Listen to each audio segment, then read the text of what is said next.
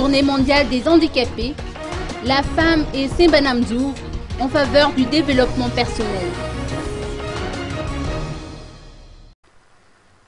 Selon les estimations de l'Organisation mondiale de la santé, 10% de la population malgache vivent avec un handicap physique.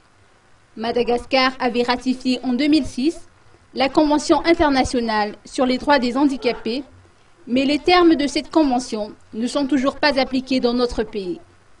C'est la raison pour laquelle l'Association des femmes handicapées de Madagascar, ou AFAM, constate que les handicapés, et plus particulièrement ceux de la gente féminine, sont toujours marginalisés dans la grande île. 80% des femmes handicapées de Madagascar sont mères célibataires, telles que l'a rapporté Fela Razavnzad, présidente de la femme.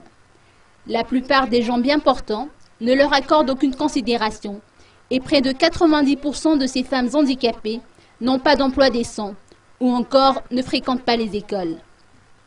Le centre Simbanamzour, fondé en 2003, se veut ainsi de promouvoir le développement personnel chez les personnes handicapées et notamment les femmes handicapées. Il dispense ainsi à ses affiliés une éducation spécialisée et professionnelle et accompagne ces derniers dans leur quête d'emploi décent. 21 jeunes handicapés ayant reçu une formation professionnelle auprès du centre Simbanamzour occupent actuellement des postes clés dans diverses entreprises et secteurs d'activité.